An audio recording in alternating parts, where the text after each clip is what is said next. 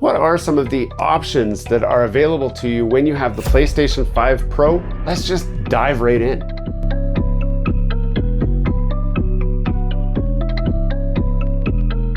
Hello and welcome back to Gears and Tech. We're setting up the PlayStation 5 Pro. We're getting it all ready. We're getting all of the games installed, and that takes a little bit of time. But while I'm here, I thought, what better time to go through the settings and see what kind of new setting options we have. So this could be a new experience for many of you guys. Some of you who don't have a PlayStation 5 Pro might just be curious, what do you really get? Because so many people have said, if you already have a PlayStation 5, why upgrade? And you probably don't want to. Most of you probably won't need to upgrade, but you might be curious. So let's take a quick walkthrough of what setting options are there for the PlayStation 5 Pro. Now, the first thing you're gonna notice that my Pro is already decked out, and we've added the disk drive from my Slim already in a different video, so you can see what we've all swapped over to make this the ultimate PlayStation 5 Pro. Going up into the settings, let's just have a look through all of the settings, just for fun. Accessibility, what is in accessibility? We've got color correction, text size, high contrast mode, auto scroll speed, reduce motion effects and screen movement. That's all the same kind of settings that you already have on your regular PlayStation 5. Screen reader, same thing. Controllers, you've got custom button assignments, haptic feedback during console navigation. Currently that's off. I don't know, I can turn that on. Use second controller for assistance. This is really great for those of you who need to have custom controllers. You need to have two controllers to be able to get all the options that you need. This is a feature that's available to the regular PlayStation 5 as well. But if you weren't aware that this existed, this is a really great feature to have. Closed captions, again, you can have those turned on or off, and chat transcription. Nothing new there. Moving into network, now this does support Wi-Fi 7, which is one of the upgrades of the Pro over the non-Pro model. So what I'm curious to know is, if I test my internet connection speed, is it any faster than what I've seen before? So I'm on Secure Connection 5G-Gaming. This is my fastest Wi-Fi connection possible. And here it is, connection speed, download.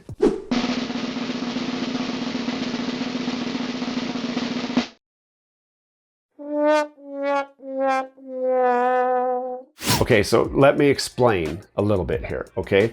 I'm kind of far away from my Wi-Fi router. It's the other end of my house. Normally I'm a lot closer. Normally my speed is closer to about 300 megabits per second. 68 is low.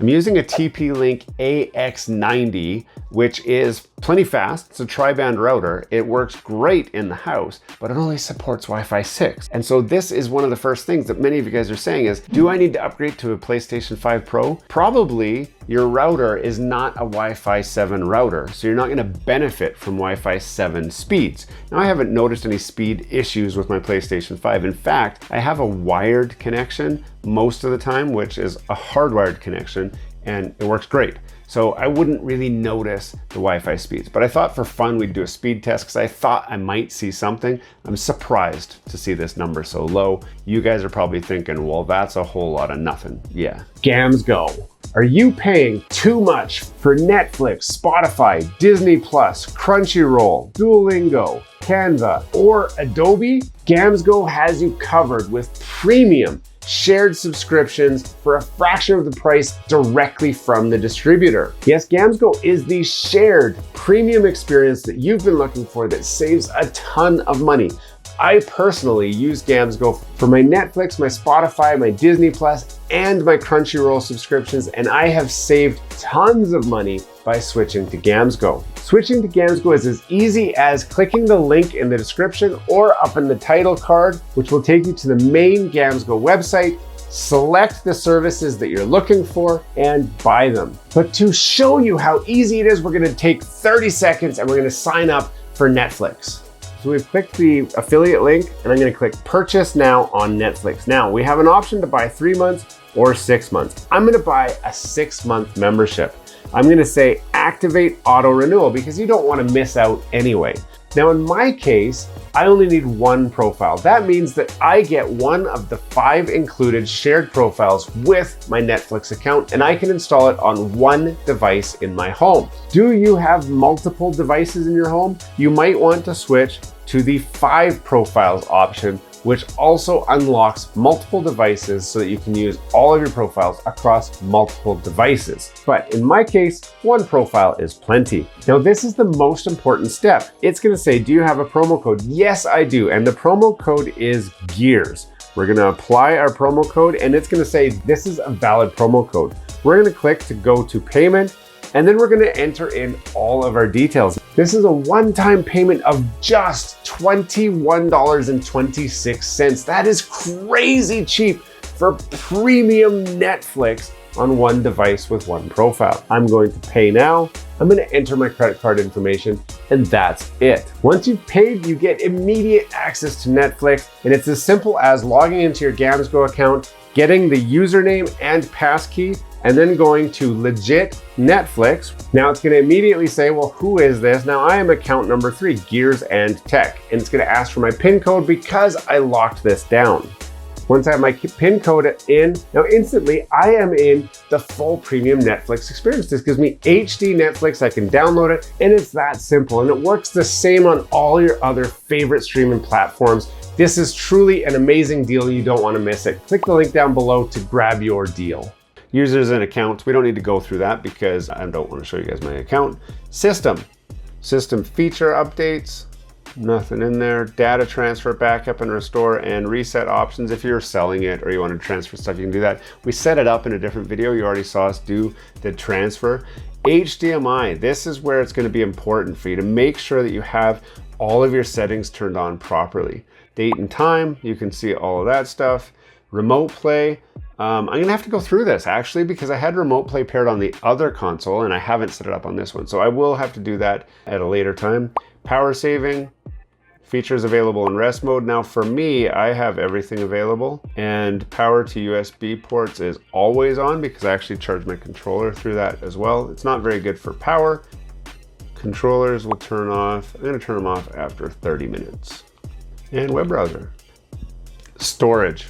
This is a great one to look at. So console storage, the PlayStation 5 Pro, it's not talked about enough. This has a 2 terabyte hard drive with 1.89 terabytes of available space. That is more than 1 terabyte worth of extra storage because the PlayStation 5 only had 668 or something gigabytes. So this has 1.2 terabytes more space. If you're wondering, should I upgrade? It is almost as cheap to get this with the 1.2 terabytes extra as it costs for you to buy a 1 terabyte SSD to put in here, especially if you're looking for one that is a full speed one. Now, I have a 2 terabyte SSD in there. If you're curious about the one that I have, it's a really cheap one. I'll put a link in the description where you can grab that from.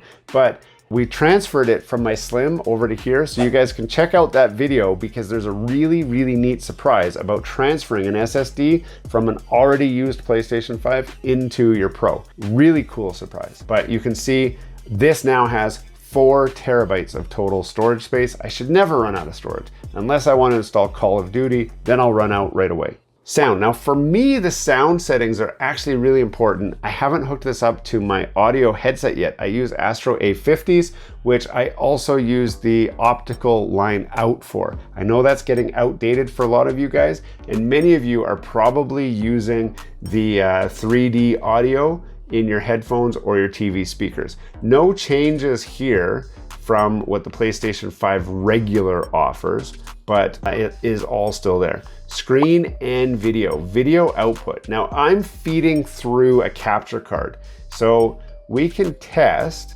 the output. I didn't see this on the regular PlayStation 5. So in the next screen test, we'll be run 1440p output with your HDMI device. You'll test for the following settings in order.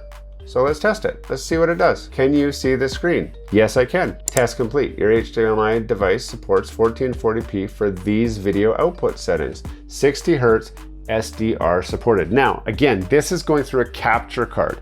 I would do this test again once I've connected to my TV to make sure that it supports all of the options. I actually might need to look at a TV upgrade this year because I don't think my TV supports 4K at 120, which the PlayStation 5 does support. So I might be looking for a new TV. Enhance image quality for PS4 games. You want to turn this on because why not? VRR. I don't think that my monitor supports this, and it doesn't, so it won't let me turn that on. 120 Hz output, automatic or off. Video transfer rate, color HDR, always on, doesn't support it. I'll say on when supported, doesn't support it. Adjust HDR, won't let me do it. Okay, screen, Blu-ray drive. We connected it, so it's here so I can watch Blu-ray discs.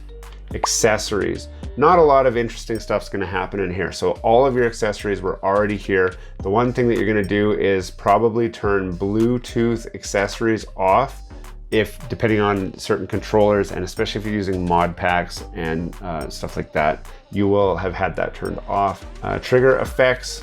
Now I've turned these all off when I was playing my regular PlayStation 5, but now that I've got my Pro and I'm planning to play more experiential story-based games, I want to make sure all of these are back on again so that I can get all the benefit that the DualSense controller has to offer. Saved settings and game options. I want to sync saved data. Yes. Yes. Game presets. This is important to set up initially, especially when you talk about performance mode or resolution mode.